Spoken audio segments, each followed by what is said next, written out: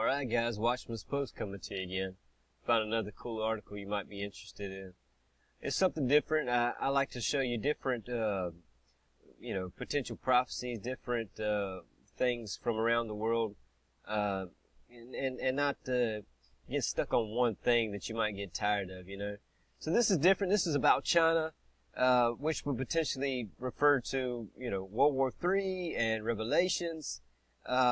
So this is something you might find interesting. If you're not interested in Middle East stuff, you're not interested in Israel stuff, North Korea stuff, well, here's something different. Maybe this will spark your interest. Like I said, I like to cover all types of things. I don't like to be a one topic person and get stuck on one thing. Let's check this out. Let's get into this. It's a little bit longer, but it's a great article. Something I just found is called thetrumpet.com. And this article, I'm not sure about the entire website and all they produce. Just found it today, but I read through it earlier, and it seems to be from a potential Christian-related site or agency. But it's really good stuff. It's talking about China. It says, China weaponizing an isotope that could dramatically worsen nuclear war. News from a little-known Chinese city has sobering implications for every person alive. The future of nuclear warfare is becoming far more destructive. The Chinese Academy of Sciences announced last week that state-backed researchers at a facility in Lanzhou had successfully fired superheated beams of Tantalum-181. Tantalum-181 is a radioactive isotope that could be added to nuclear warheads to increase their devastating fallout. So, just to pause for a second, meaning, when a nuclear bomb goes off, the worst part about a nuclear warhead going off somewhere isn't really the explosion that happens, it's the fallout that results later. Meaning, you see that big mushroom cloud go up, and all of that ash, that debris, that dust, it goes up and it goes into the clouds, and it's radioactive. And as it rains and as it falls in through the air, all of that radioactive dust material comes down, people breathe it, it gets in the water, it contaminates the water, it kills a lot of plant life, and, you're gonna get poisoned. It's radioactive sickness is what they call it. And the fallout is way worse than the explosion. If you die in an explosion, you died pretty quickly, and you're not going to suffer much. It's going to be a quick, painless death. But that radioactive sickness, just Google it, look it up, radioactive sickness, you're going to slowly suffer and die. And it's the worst part about a nuclear explosion, and it kills more people than the explosion itself. So they're saying, this news is about China adding this new Tantalum-181 radioactive isotope that's going to make that fallout even worse whenever that material falls down, and it's going to make a lot more people sick, and it's going to have a worse effect on people.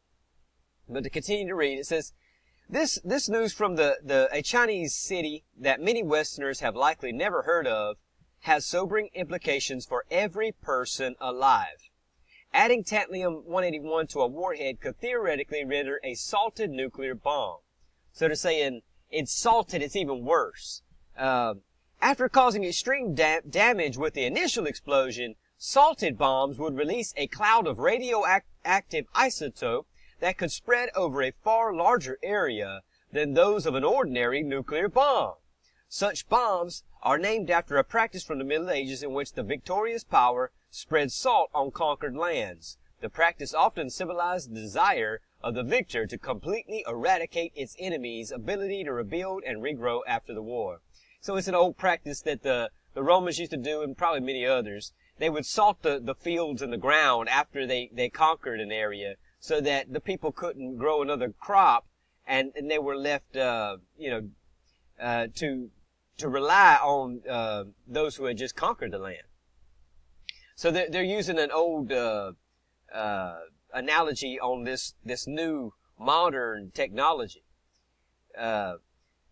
Continue reading. The purpose of a salted nuclear weapon is to spread deadly fallout as broadly as possible, contaminating huge areas and rendering them uninhabitable for years or possibly decades. So after this fallout spreads, it'll be like an uninhabitable place, a place where they won't be able to live anymore, like the Fukushima area in Japan, or can't think of the name of that place in Russia. They've got a place where they had and you can look it up. Most people probably already know this, but there's a place in Russia where they had a nuclear disaster and people still can't live there for decades now. So they're saying this fallout could be that long lasting in using this isotope. It's something new they haven't done before. It's awful. So, but if enough of these devices were detonated, the radioactive cloud could merge together, making the effects exponentially worse. So just hitting one city with one of these bombs could leave the place uninhabitable for decades, which is tens of years. A decade's 10. And they're saying, you know, if you hit many cities across, let's say they hit America, and they hit many of their major cities across the continent, that these clouds could merge together and leave America badly contaminated for tens of years to come. Doomsday device. The concept of a salted bomb was first suggested early in the Cold War by Hungarian-American atomic scientist Leo Szilard. What a name, right? He called it a doomsday device because it was capable of killing everyone on Earth. Some have said salted bombs should not be categorized as weapons of mass destruction because they are actually weapons of total destruction. Szilard did not publicize the salted bomb concept as a serious proposal, but to warn the world that it would be possible soon to construct weapons that could wipe out mankind. During a February 1950 NBC radio broadcast about salted weapons, so this is not a new concept, they're starting to actually do it now for the first time. Wow. He expressed the destructive ability of these theoretical weapons by asking, who would want to kill everybody on Earth? So he's saying, you know, it's not something we should do. He's just saying it's going to be possible in the future, which it's happening now. China's doing it. That's what this article's about. And he's saying that, you know, this is beyond, you know, a weapon, of war. This is, like he said, it could wipe out all mankind. The Chinese Academy of Sciences has acknowledged its project in Lanzhou has direct military applications. So China's not even playing. They're not even pretending like they're not doing it. They're flat out telling you, yeah. And it's for military application, too. Saying the research is an effort to meet critical strategic demand of China's national defense. So they're saying, but we're doing it so we can have a big gun and you won't want to fight with us because we got this big nasty gun. China's leadership has no desire to wipe out all of human life on the planet, but in recent years, Beijing has focused on boosting the power of its nuclear arsenals and has said it seeks to attain high degree of nuclear deterrence with a comparatively small number of weapons. Developing salted bombs would rapidly advance that strategy. So they're just saying, you know, we're not going to stockpile a ton of nuclear weapons like Russia and America did in the Cold War. We're just going to make a few really bad, nasty ones, and you're going to be afraid of how nasty they are. That's going to be our deterrent. That's going to keep you and intimidate you and scare you from trying to play with us. That's the idea. That's the mentality. As Martin Amos wrote in Einstein's Monsters, how do we prevent the use of nuclear weapons? By threatening the use of nuclear weapons. And we can't get rid of nuclear weapons because of nuclear weapons. So I'll keep you from using yours because I got mine. You ain't going to want to shoot me because I got a gun and I'm going to shoot you. I can't get rid of my gun because you got a gun. American astronomer Carl Sagan echoed Amos's statements by describing just how maniacal the nuclear buildup had become. The nuclear arms race is like two sworn enemies standing waist deep in gasoline, one with 3 matches and the other with 5. In a major nuclear war, no one wins, and when salted nuclear weapons are added into the equation, the notion of being the first to drop a match becomes even more irrational. But the trouble is that people are not always rational or clear-headed. For this reason, Herbert W. Armstrong, whom world leaders often described as unofficial ambassador for world peace, explained that faith placed in nuclear deterrence is faith misplaced. Even if the Chinese leadership intends to develop salted nuclear weapons strictly as a deterrent, there is no guarantee that an instant of wartime desperation would not compel it to launch these devices. So they're saying, even though they're making these salted weapons just to keep you from messing with them, just to intimidate you, do you think that if things got rough that they wouldn't use it? They probably will. Not a single person will survive. Around 2,000 years ago, the disciples of Jesus Christ asked him, what would be the sign of his return and of the end of the world? As is recorded in Matthew 24:3, world in this verse is a translation of the Greek word aeon, which has several meanings. In the context, it means age or era. Christ's disciples were asking when the age of mankind ruling over mankind would end, and when the era of God ruling over mankind would begin. They wanted to know what would signify that this seismic transition was near. In verses 21 and 22, Christ speaks of a specific war that will occur that signifies that the end of the age of man is imminent and that his return is at the door. There will be greater anguish than at any time since the world began, and it will never be so great again. In fact, unless the time of calamity is shortened, not a single person will survive.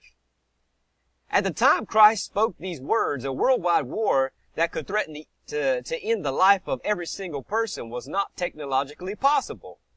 During that era, Roman rule, warfare entailed hand-to-hand combat with spears, swords, and pila. The closest thing to a weapon of mass destruction would have perhaps been a catapult for centuries thereafter. The technological situation remained basically the same.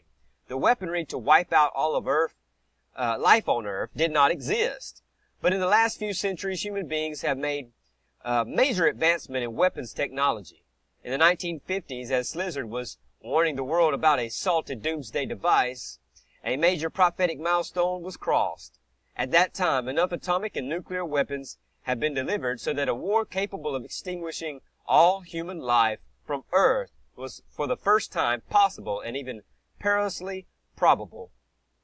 Today, nations continue to hold each other at nuclear gunpoint. If China is developing tantalum-181 laced nuclear bombs, then mankind's ability to wipe out life from the planet has increased even further, just as Christ warned would be the case in the end time.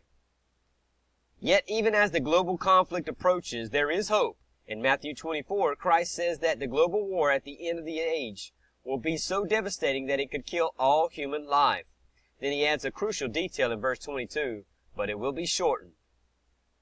World War III will be interrupted before mankind fires enough weapons, salted or otherwise, to annihilate itself. Jesus Christ will cut the conflict short. Immediately after that time of unprecedented death and destruction, he will establish a new age of unprecedented peace and prosperity.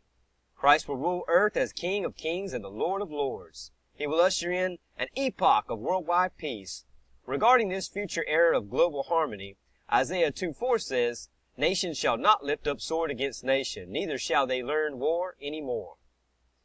Knowing how close that radiant future is can give us perspective that fills us with hope. So this guy's saying the same thing I say in a lot of my videos.